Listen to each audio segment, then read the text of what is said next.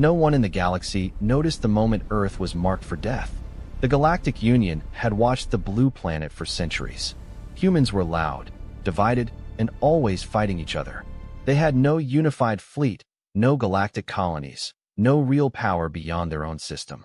In the great archives of the Union, humanity was ranked low, barely worth observation. So when the Cracks Dominion chose Earth as its next target, there was no debate. The Cracks were ancient, disciplined, and ruthless. They consumed worlds not out of hatred, but efficiency. Earth was rich in water, metals, and biology. The decision was simple. A single line was added to the galactic registry. Status: pending conquest. Far beyond human telescopes, Cracks war fleets moved through folded space. Millions of ships. Perfect formation. Perfect confidence. They expected chaos. They expected fear. They expected humans to scream into the void. Instead, Earth went quiet. As the Cracks crossed the edge of the solar system, their sensors showed something strange. No emergency broadcasts. No planetary defense activation. No global panic signals. Human satellites shifted position, not to attack, but to observe. Civilian traffic vanished from public channels. Power grids dimmed in patterns that made no sense. The Cracks commanders laughed. Prey behavior, one of them said. They hide. They freeze. They wait to die. The invasion fleet advanced. Mars fell first. There were no shots fired. Human installations were empty. Doors open. Data cores burned clean. Not abandoned in panic, but erased with care. Then came the asteroid belt. The Cracks expected mines. Traps. Resistance. There was nothing. Just drifting rocks and silence. At Jupiter's orbit, a Crack scout ship detected a single human probe. Old. Primitive. Barely functional. It drifted directly into the fleet's path, its power almost gone. The Cracks captain ordered it captured. The probe activated one final transmission. It was not a threat. It was not a plea. It was calm. Almost tired. This system is under quarantine. The message repeated once. Then the probe shut down forever. The bridge erupted in laughter. Quarantine, the Cracks admiral said. From what? They destroyed the probe and continued forward. As the fleet closed in on Earth, the galaxy finally paid attention. Observers tuned in, expecting live footage of humanity's end. What they saw was unsettling. Earth's cities were dark. Not destroyed. Not burning. Empty. Entire continents showed no heat signatures. Oceans were quiet. Skies were clear. Military bases were sealed from the inside. Space elevators stood unused. Humanity had not gathered to defend their world. They had left it behind. The Cracks began orbital strikes anyway. Precision attacks. Limited force. They wanted the planet intact. There was no response. No counterattack. No surrender signal. Just one final human broadcast, sent on an open galactic channel. It did not come from a government. It did not come from a general. It came from a simple automated relay near the moon. Evacuation complete. That was all. The message ended, and the relay self-destructed. For the first time in centuries, a Cracks admiral felt something unfamiliar. Unease. Because wars always followed patterns. Fear. Resistance. Desperation. But this felt planned. As Cracks forces landed on Earth, they found no bodies. No last stands. No desperate civilians. Just empty homes, preserved infrastructure, and carefully sealed vaults they could not open. It was as if humanity had stepped off the stage and locked the door behind them. Far beyond the solar system, deep in the dark between stars, ancient human systems began to wake up. They had waited for this moment for generations. And as the Cracks planted their banner on a silent Earth, the galaxy unknowingly crossed a line humanity had drawn long ago. A line that once crossed could never be uncrossed. The Cracks Dominion declared victory over Earth within 48 standard hours. From the outside, it looked clean, efficient, almost peaceful. Orbital command stations were secured. Human satellites were dismantled or repurposed. Atmospheric weapons platforms, few and outdated, were neutralized without resistance. Cracks banners were planted above major population centers that no longer had populations. To the rest of the galaxy, it appeared to be another example of Cracks' superiority. But inside the Cracks command structure, doubt was spreading. Because nothing about this conquest felt right. On Earth's surface, Cracks ground forces advanced through cities that looked frozen in time. Streets were clear. Vehicles sat parked, powered down, and orderly. Homes were intact. Personal items were left behind, placed neatly, as if people had stepped away for a moment and never returned. There were no signs of panic. No barricades. No mass graves. No emergency shelters filled with bodies. Humanity had not fled in fear. They had evacuated with precision. Cracks analysts moved through human data networks, trying to extract useful information. Every major system had been wiped. Not corrupted. Not damaged. Erased. The remaining files were old. Outdated. Useless. It was as if humanity had decided, years in advance, exactly what the invaders would be allowed to learn. This planet should be screaming, one Cracks intelligence officer said. Instead, it feels prepared. The Cracks admiral dismissed the concern. The humans ran. That is all. Weak species often do. But even as he spoke, reports continued to arrive. Human military facilities were empty, yet fully stocked. Weapons untouched. Ammunition sealed. Power systems still running. No scorch marks. No defensive lines. No final battles. The Cracks had trained their entire culture around war. They understood resistance. They respected it. This was something else. In orbit, Cracks engineers attempted to access Earth's deep space communication arrays. They found them locked behind encryption far beyond human-level computing, or so the Union had once believed. Every attempt to break the codes triggered self-destruct sequences. Human systems were not trying to defend themselves. They were denying access. Across the solar system, similar patterns appeared. On the Moon, underground facilities collapsed inward the moment Cracks troops approached restricted zones. Not explosions, controlled implosions, sealing tunnels permanently. On Mars, terraforming stations vented their atmospheres and shut down, rendering the planet temporarily useless. In the asteroid belt, Cracks mining ships finally found something unexpected. Human beacons. Thousands of them. Old, simple transmitters embedded in rock, metal, and ice. They activated only after the invasion fleet had passed. Each one sent the same message, in hundreds of alien languages. You are being observed. The Cracks commanders ordered the beacons destroyed. More activated. They were everywhere. Watching. Still, no human ships appeared. No counterattack came. The galaxy breathed a quiet sigh of relief. Humanity was gone. The Cracks had won without effort. The balance of power remained unchanged. The Galactic Union officially updated its records. Species, human status, functionally extinct. The entry was archived. That was when the first Cracks ship vanished. It was a patrol vessel assigned to the outer edge of the solar system. Routine duty. Nothing remarkable. Its last transmission reported a sensor anomaly, brief, undefined, and impossible to classify. Then silence. No debris. No energy spike. No escape pods. The ship simply stopped existing. Cracks command blamed malfunction. Then a second ship vanished. Then a third. Each time, there was no warning. No battle. No trace. Long-range sensors detected momentary distortions in space itself, as if reality had folded inward for a fraction of a second. Human technology, according to every known record, was not capable of this. The Cracks admiral ordered a system-wide scan.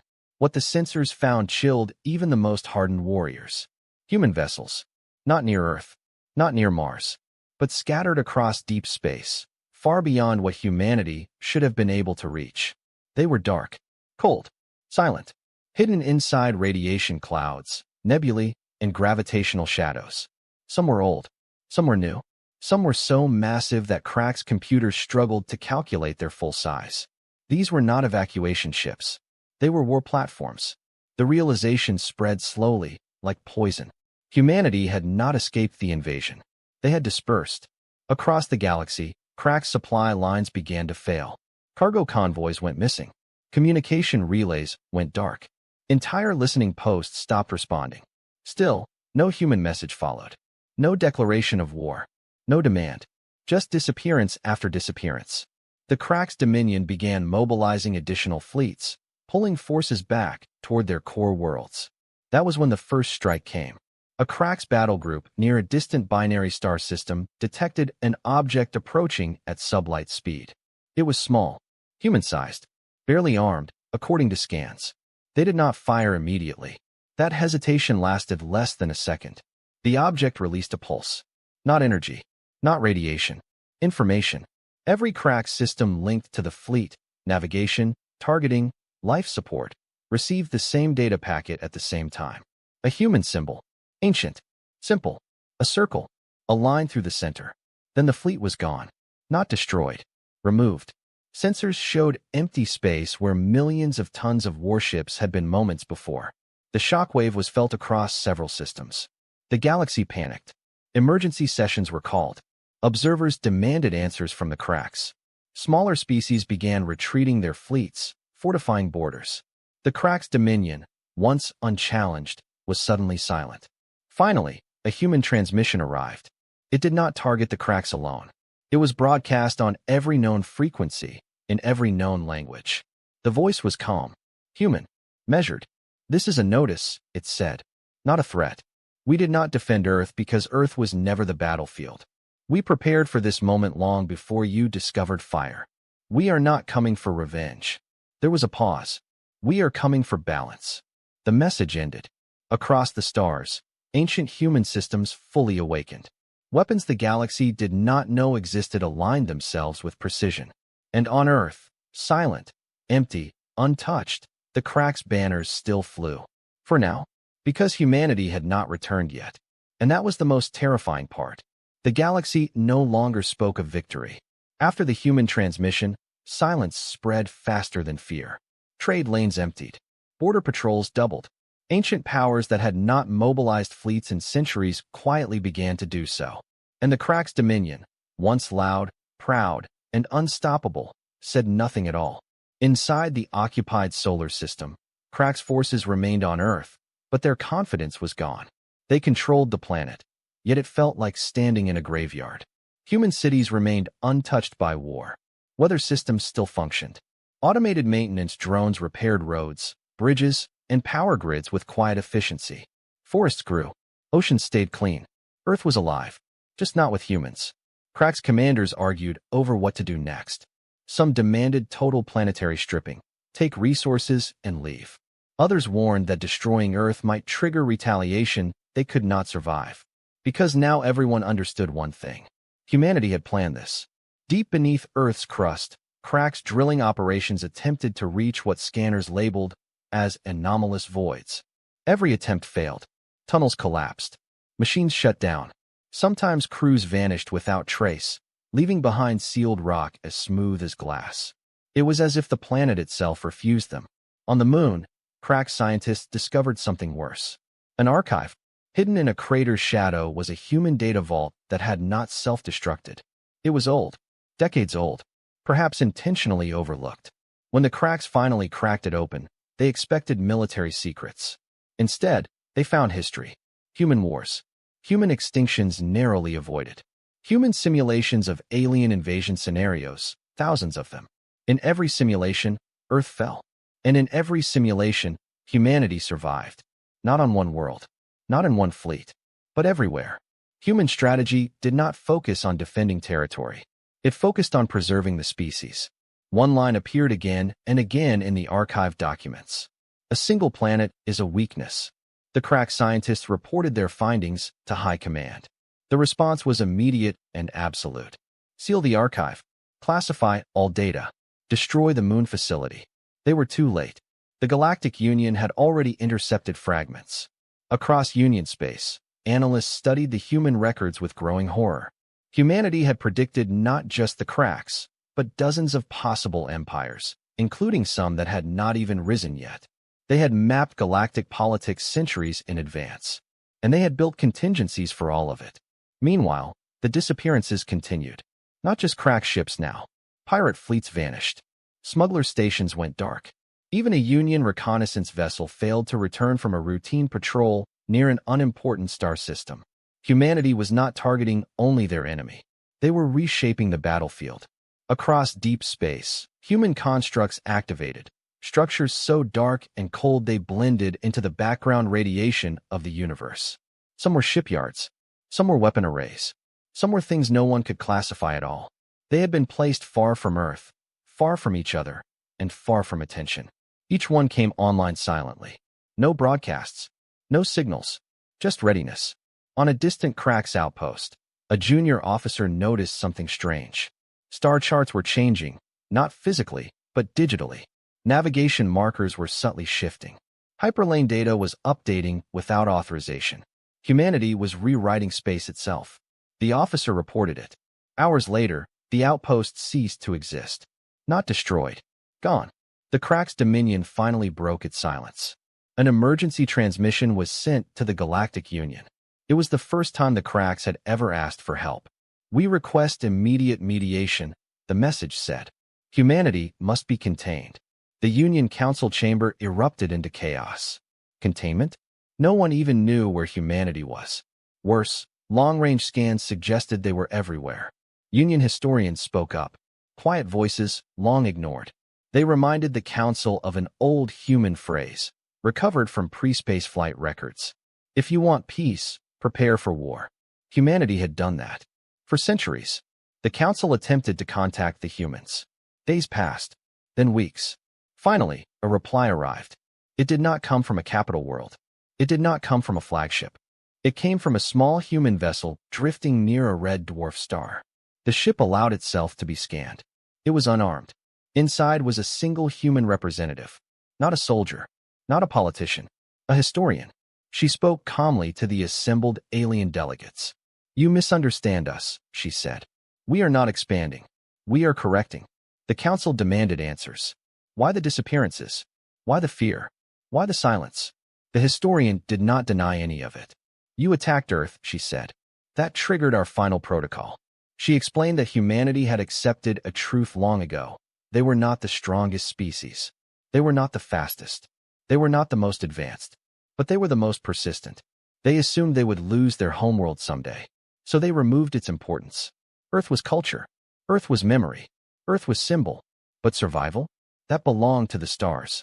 The historian revealed something that stunned the Council into silence. Humanity had deliberately limited its visible technology. Everything the galaxy thought it knew about human weapons, ships, and AI was outdated by centuries. What they used publicly was restraint. What they hid was extinction insurance. The Council asked the question everyone feared. "What do you want?" The historian paused. "Nothing," she said. "We want nothing." That answer was worse than any demand. She continued. "We are not conquering the galaxy. We are not punishing it. But we will ensure one thing."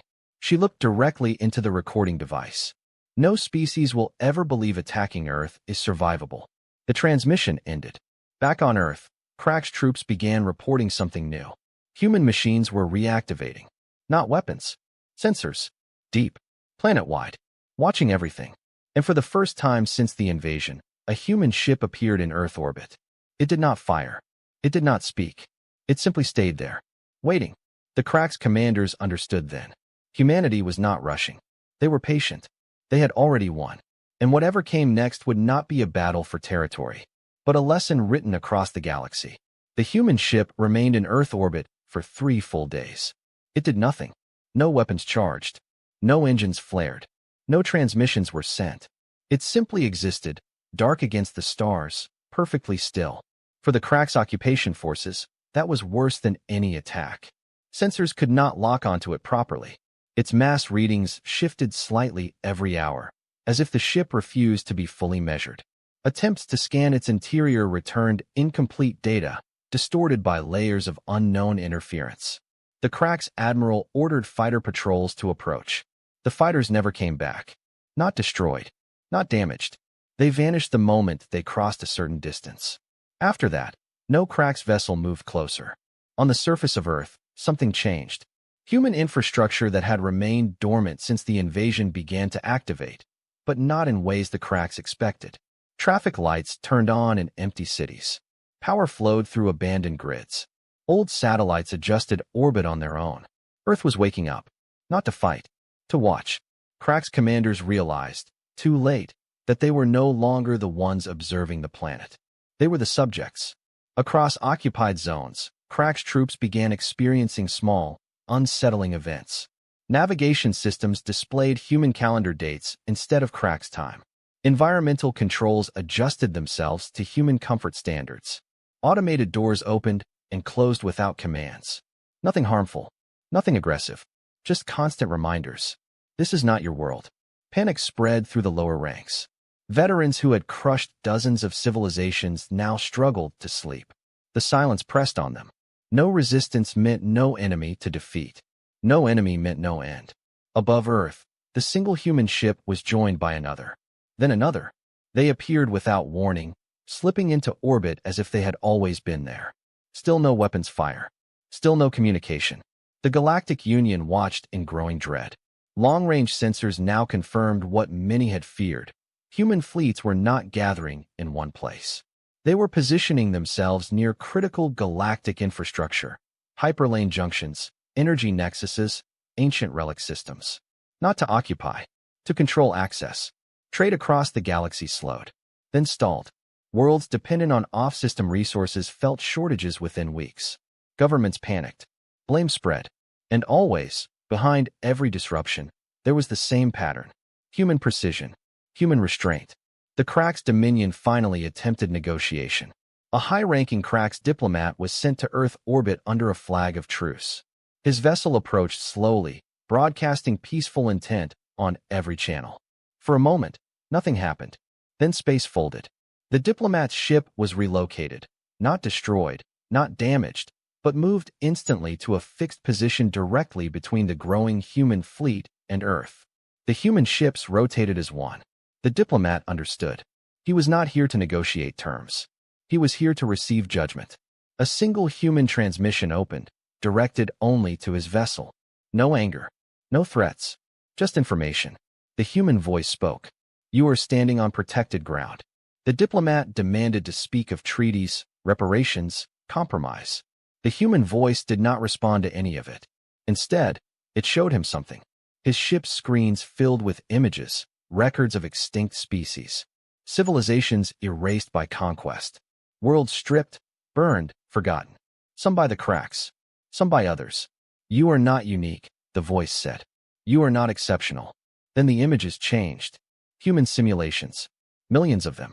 Scenarios branching endlessly. Outcomes calculated across centuries. In every one, a single constant appeared. Humanity endured. Earth was never our weakness, the voice continued. Your mistake was believing we would cling to it. The diplomat tried to speak. Space folded again. His ship was returned, intact, to Krax space. The message was clear. You have been measured. You have been found lacking. Shortly after, the first real human strike began. It was not an attack on a fleet. It was an attack on an idea. The Krax Dominion's Central Command Network, an ancient system believed unbreakable, failed across all sectors at once. No explosion. No hacking trace. Commands simply stopped reaching their destinations. Fleets sat idle, waiting for orders that never came. At the same time, human messages appeared on open channels across the galaxy. Not speeches. Not propaganda. Historical records. Proof. Evidence of how the Krax had quietly violated Union law for centuries. How they had erased minor species without reporting it. How they had manipulated trade routes, starved rivals, and rewritten history. Humanity released everything. Unedited. Unfiltered. The galaxy turned on the Krax overnight. Alliances dissolved. Neutral systems closed borders. Former client species rebelled. The Krax Dominion had ruled through fear. Humanity destroyed them with memory. On Earth, Krax occupation forces received a final notification on every device. Evacuation window, 72 hours. No threats followed. No explanation. Some Krax commanders argued it was a trap. Others understood. They had been given mercy, not because they deserved it, but because humanity wanted witnesses. As Krax ships began withdrawing from Earth, human fleets made no move to stop them. Corridors were left open. Paths were clear. The evacuation was clean, orderly, silent. When the last Krax vessel left the solar system, the human ships remained. For the first time since the invasion, a human signal was broadcast to the entire galaxy. It was short. This lesson is complete, the message said. But it is not the last. The Galactic Union demanded clarification. They did not receive it. Instead, human fleets began to reposition again, subtly, deliberately, this time around Union space. Not encircling, reminding. On Earth, human return vessels began arriving. Small at first. Scientists, engineers, caretakers, not soldiers. Cities slowly lit up again. Human voices returned to streets that had never been destroyed. Earth had been reclaimed without a single battle fought on its surface. That fact unsettled the galaxy more than any war. Because now everyone understood the truth. Humanity did not fight to win battles. They fought to redefine the rules. And somewhere, deep in uncharted space, systems even the humans had kept dormant began to stir. Because the lesson of Earth had been observed. By species older than the cracks. By powers that had ruled silently for millennia. And they were beginning to ask themselves a dangerous question. If humanity could do this, what else had they prepared for? The galaxy had rules long before humanity learned to walk upright. They were not written laws. They were understandings. Borders shifted. Empires rose and fell. Species erased one another quietly, efficiently, and without witnesses. The Galactic Union existed not to stop conquest, but to manage it. And above the Union, beyond charts and public knowledge, there were the Elder Powers. They did not rule openly. They did not wage wars. They waited. For thousands of years, the Elders had watched younger civilizations burn themselves out. Aggression led to collapse. Expansion led to overreach. Every species followed the same path. Humans were supposed to be no different. Until Earth fell, and nothing followed the pattern. When the cracks withdrew from Earth without a single major engagement, the Elders noticed. When human fleets appeared across key galactic systems without claiming territory, the Elders paid attention. When trade routes collapsed not from destruction, but from permission being withdrawn, the Elders became uneasy. Because control without conquest was not supposed to be possible. In the silent halls of an ancient structure orbiting a dead star, the Elders convened for the first time in centuries. They reviewed the data. Human fleet movements. Human restraint. Human timing. One truth became clear very quickly. Humanity was not reacting. They were executing. Long before the Cracks invasion, human long-range observers had detected Elder-level technologies. They had mapped influence zones. They had identified where power truly rested. And they had built plans that did not threaten the Elders directly. Instead, they challenged the system the Elders depended on. Predictability.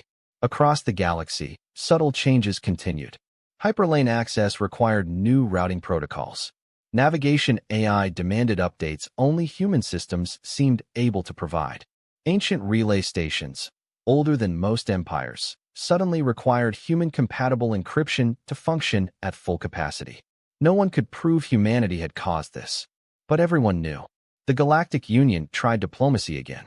This time, they sent a delegation directly to Earth. The human representatives received them openly. No traps. No intimidation. Just a restored city overlooking a living ocean. The Union delegates expected arrogance. They found exhaustion. Human leaders did not speak of victory. They did not demand apology. They spoke instead of cost. Of generations spent preparing for a future they hoped would never come. One delegate asked the question no one else dared. What happens now? The human response was simple.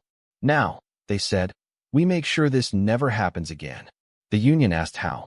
The humans did not answer directly. Instead, they showed them something. A human archive, not weapons, not fleet numbers, but psychological models.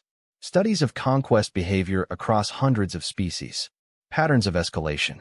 Triggers that led empires to attack weaker worlds. And at the center of it all, a single conclusion. Fear deters briefly. Memory deters forever. Humanity was not trying to terrify the galaxy. They were teaching it. Elsewhere, far from Earth, the Cracks' dominion was collapsing. Without centralized command, without allies, without secrecy, their empire fractured. Former subject species rebelled. Supply lines failed permanently. Worlds declared independence overnight. Humanity did not intervene. They did not need to. The Cracks had been exposed, not as monsters, but as predictable. And predictable powers do not survive long. Then came the event that changed everything. An Elder listening post vanished. Not destroyed. Not attacked. Gone. This was unprecedented. Elder structures were layered with defenses beyond modern understanding. They were not meant to be challenged. The Elders searched for signs of human involvement. There were none. No human ships. No signals. No energy signatures. Only absence. For the first time in recorded galactic history, the Elders felt uncertainty. They began to study humanity more closely. That was their mistake. Human counter-observation systems activated immediately. The elders realized they were not just being watched. They were being anticipated. Humanity had mapped elder curiosity responses centuries earlier. They had predicted exactly how long it would take before the disappearance forced a reaction. And they had prepared an answer. A message appeared within elder data space, encoded in logic structures older than spoken language. It was unmistakably human. "We see you," it said. Not a threat, a statement of fact. The elders did not respond. They did something worse. They began mobilizing. Ancient constructs stirred in forgotten systems. Weapons older than stars powered up. Reality-bending technologies prepared for activation. The galaxy felt it immediately. Gravity fluctuations, time dilation events, stars behaving incorrectly. Panic spread. Species that had survived countless wars suddenly realized they were helpless. And then, humanity intervened. Not with fleets, with sacrifice. Across multiple systems, human installations overloaded deliberately. Massive energy releases stabilized space-time distortions caused by elder tech. Human stations burned themselves out to prevent damage to civilian worlds. Millions of humans died without the galaxy ever seeing their faces. The elders stopped. Because this was new. No species had ever chosen self-destruction to protect others, especially not strategically, not calmly, not at scale. The elders reevaluated. They understood then what humanity truly was. Not conquerors, not rebels. A counterweight. A species that assumed the universe was hostile and decided to become the thing that stopped it from collapsing into endless predation. The elders withdrew their mobilization. Quietly. No announcement was made. No apology offered. But the galaxy felt the shift. Humanity had not defeated the elders. They had constrained them. Back on Earth, memorials were built for the lost stations. Names etched. Stories preserved. No triumphal speeches. No celebrations. Just remembrance. A human child asked why they had died. The answer was recorded and later spread across the stars, so that no one else would have to. From that day forward, a new understanding spread through the galaxy. Earth was not protected by weapons alone. It was protected by reputation, by proof, by the knowledge that humanity would endure losses no conqueror could afford and would still keep fighting. The elders marked Earth on their oldest maps, not as forbidden, not as dangerous, but as essential, because in a universe built on exploitation, humanity had chosen a different role. And now, everyone understood something far more terrifying than human firepower. If humanity ever stopped holding back, there would be no balance left to protect anyone. The galaxy waited for the next disaster. After the elders withdrew and the Crack's dominion began to fracture, every major power assumed the same thing. Humanity would finish it. That was how wars always ended. One side collapsed. The other took control. But humanity did neither. And that confused everyone far more than violence ever could. Human fleets did not advance into Crack's core space. They did not occupy former Crack's worlds. They did not claim stations, shipyards, or resources left behind. Instead, they did something unexpected. They sealed doors. Across Crack's territory, hyperlane gates shut down, cleanly, precisely. Not destroyed, not damaged. Just locked. Access codes changed to formats only human navigation systems could interpret. Supply routes ended overnight. Not with explosions. With silence. Crack's worlds began to starve. Not because humans attacked them, but because the Dominion had been built on constant expansion and constant consumption. Without external flow, its core systems could not sustain themselves. Humanity had studied this. They had learned long ago that most empires were not defeated by enemies, but by their own structure.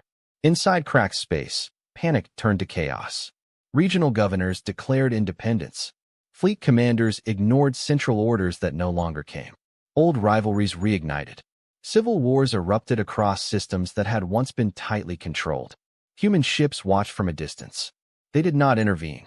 They recorded everything. The Galactic Union pleaded with humanity to step in, to stabilize the region, to prevent collapse. Human representatives refused. We did not break them, they said. We removed the lie holding them together. The Union did not like that answer, but they could not argue with the results. Then the Cracks tried one final move. A surviving Cracks War Council, desperate and cornered, made a decision born of fear. They gathered what remained of their elite fleets, and prepared a retaliatory strike. Not on Earth, on human refuge systems, hidden colonies, civilian worlds, places humanity had evacuated to long ago. It was a gamble. If they could inflict enough damage, perhaps humanity would be forced into direct war. Perhaps the galaxy would intervene. Perhaps balance could be restored. The fleets launched in secret. They never reached their targets. As the Krax Armada entered a narrow hyperlane corridor, space itself changed. Not violently. Precisely. The corridor collapsed, not catastrophically, but selectively. Each Krax ship found itself isolated in a separate pocket of folded space. Communications failed.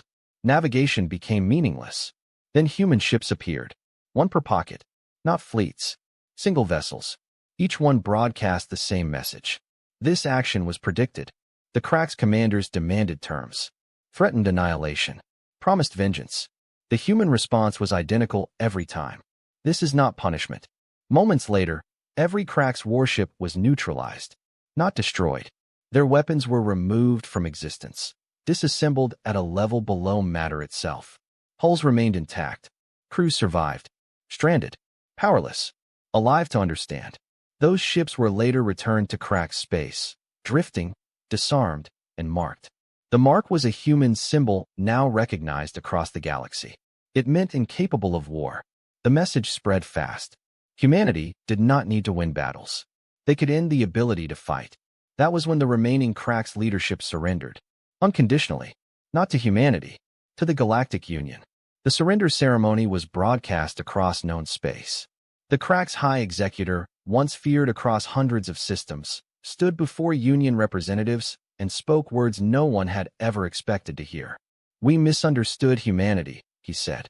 "We believed strength meant domination. We were wrong." The Union accepted the surrender. Humanity did not attend. That absence spoke louder than any presence. In the aftermath, the Union began restructuring Krax territory. Borders were redrawn. Independent worlds were recognized. Former client species gained autonomy. And above it all, a new rule quietly took shape. Any system containing humans, Earth or otherwise, was now classified under a special designation, protected by deterrence memory. It was not a military status. It was a warning. Centuries later, Union scholars would argue about when the war ended. Some claimed it never truly began. Others said it ended the moment Earth was attacked. But everyone agreed on one thing. The decisive moment came when humanity chose not to take revenge. Because that choice forced the galaxy to confront something it had never faced before. A powerful species that did not want to rule, did not want tribute, did not want fear, only restraint. On Earth, reconstruction continued quietly. Human cities grew again, not larger, not more fortified, but more open. Memorials were placed where no battles had been fought. Children grew up hearing stories not of heroes who conquered, but of ancestors who planned, waited, and endured. A human commander was once asked why they did not destroy the Krax when they had the chance. His answer was recorded and archived. "Because destruction teaches nothing," he said. "Survival teaches everything." Far beyond Union space, in regions still uncharted, observers took note. Species that had hidden for millennia. Intelligences that measured time in star lifespans. Forces that had once shaped the galaxy and then stepped away. They all reached the same conclusion. Humanity was dangerous. Not because of what they did, but because of what they refused to do. They refused to become what the universe expected. And in doing so, they changed the expectations forever. The war humanity refused to name was over. The consequences were just beginning. The galaxy did not celebrate the end of the Krax dominion. There were no victory parades. No monuments carved from ruined enemy ships. No triumphant declarations of a new age. Instead, there was a quiet, uneasy pause. Empires had fallen before. That was not new. What terrified everyone was how this one ended. No final battle. No decisive strike. No moment where power changed hands in fire and blood. The Krax had simply stopped mattering. And humanity had made sure the galaxy noticed why. In the months following the surrender, the Galactic Union struggled to regain control of something it had never officially governed before: fear. Member species demanded answers. Trade coalitions demanded guarantees. Smaller civilizations demanded protection. And again, the same question was asked behind closed doors. What happens if humans decide we are next? That question forced the Union to do something it had avoided for centuries. They called a full assembly. Every recognized species was summoned. Even observers. Even rivals. Even those who rarely spoke. The chamber filled like it never had before. And at the center of it all sat an empty space, reserved for humanity. When the humans finally arrived, they did not come with fleets or displays of power. They arrived as individuals. Delegates. Scientists. Archivists. Strategists. No uniforms. No weapons. That alone unsettled the assembly. The Union chair opened the session with formal words, but the tension was thick. Everyone knew why they were there. The chair spoke the truth no one else wanted to say. The galaxy fears you. The human representative did not deny it. Yes, she said. We know. A murmur spread through the chamber. The chair continued. You dismantled the Crack's dominion without conquest. You constrained the elders without war. You reshaped trade, travel, and power without claiming authority. You have done what no species has done before. What do you intend to do next? The human representative paused, not for drama, but for care. Then she answered, nothing new. That answer confused the assembly. She explained, humanity does not want to rule the galaxy. We do not want to police it. And we do not want to decide who deserves to exist. That path always ends the same way. She gestured around the chamber. You already know this. Some delegates bristled. Others looked away. The human continued. But we will enforce one boundary. The chamber went still. No species may attack Earth, she said. Not as conquest.